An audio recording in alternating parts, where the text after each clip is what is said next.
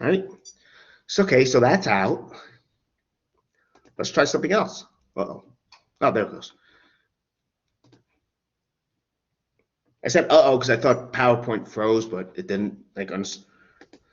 So, okay, well, that's too small. Could it have cost $110, let's say? So let's say we're guessing and someone said, oh, well, it cost $110. And let's check if they're right.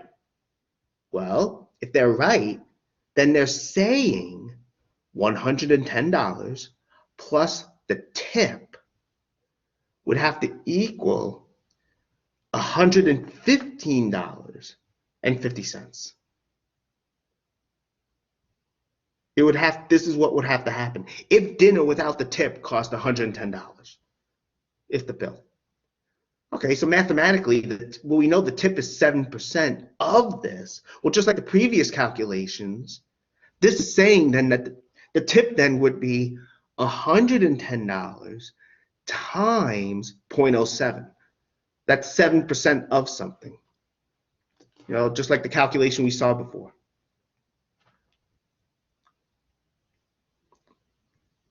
So in other words, we would have $110 plus this tip, which is 7% of 110, which is the same as $7.70. This sum would have to equal this,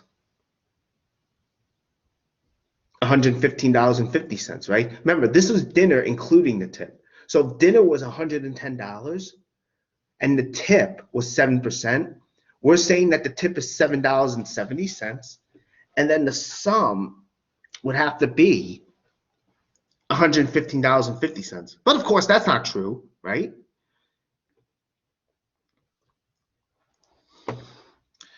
Okay, so guessing is probably not the way we're going to solve this. But what this illustrates, though, is the calculation that could help us.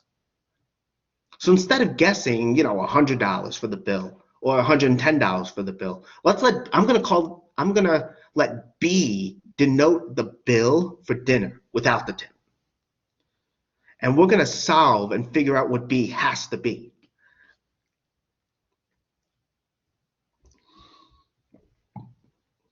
Okay, so then B plus the tip has to equal this, right? So what is the tip, though? Well, again, if you went through the calculation like we did before, you would have 7% of B would be 0.07 times B. You know, you could do the is over of like we did here. 7% of something, you're essentially just multiplying 0.07 times that something. So we have this here. But what do we do here? Well, notice that we can factor B out and we get 1 plus 0.07. So basically, I'm using distribution in reverse. You know, you're factoring something out.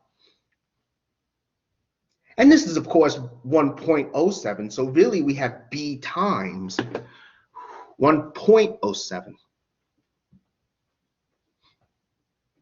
So in other words, if B is the bill for dinner before the tip, B times 1.07 must equal to $115.50.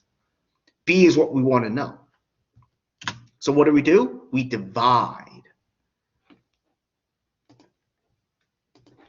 Dividing by 1.07, what happens? Well, these cancel.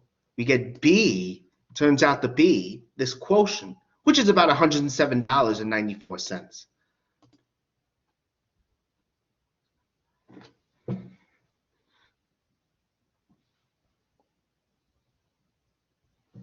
So that's what the bill was before the tip.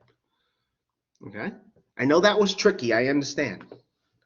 And I was trying to illustrate with these specific numbers, how you would actually solve this. And this is basically what we did. It's 7%, so whatever the bill was before the tip, before you add on 7%, right? If I call that B, B plus 0.07 times B must equal this. And then you just do some basic algebra. You know, you essentially are going to collect like terms to get b times 1.07. That is, excuse me, you're going to factor out b to get b times 1 plus 0.07, which is b times 1.07. And then, of course, you just divide to get b.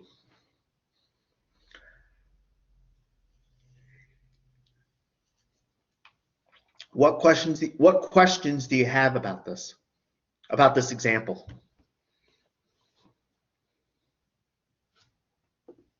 How did you get the 1 again? For the 0.7? The 1.07? Yeah. So we had, do you understand this part over here? I guess. What don't you understand?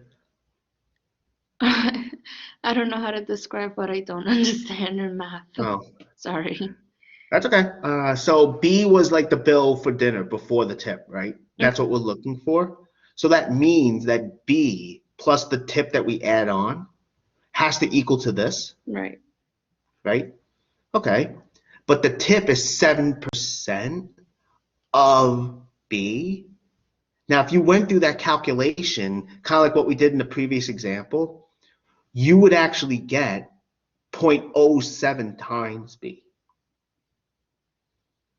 That's 7% of something. Mm-hmm. So we have B plus 0.07 times B, right?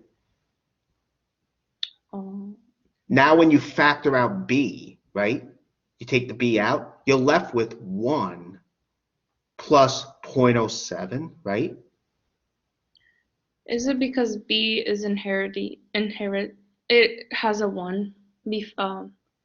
Right, when you have B here alone and you take it out, there's a 1 left over, right? Generally, we don't write the 1 when we have just B or any letter. So if this was X, it would be the same as 1 times X, but we don't write the 1 though. Okay.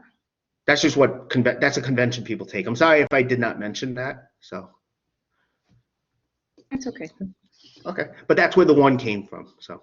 Oh, okay. Thank you. I hope that, I'm sorry? Thank you. Oh, you're welcome.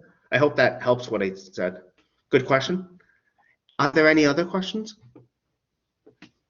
I know this isn't easy. Believe me, I've taught this stuff before, and people generally struggle with this kind of example. I understand. It also shows you the benefit of algebra, that you could solve this without guessing. So, guessing is not fun.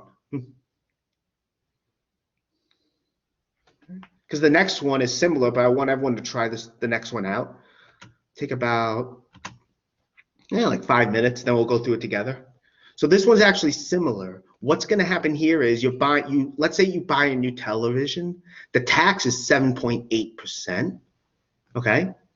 And it turns out the total cost, including the tax, is this. So the total cost, including the tax, is this. Determine the pre-tax price. In other words, you're going to determine how much the TV costs before the tax. Remember, tax is the same as tip. It's 7.8% of the price. Okay, so it's really just like the calculation we did here. Okay, very similar. So take about 5 minutes to do that. Let me stop the recording. Okay.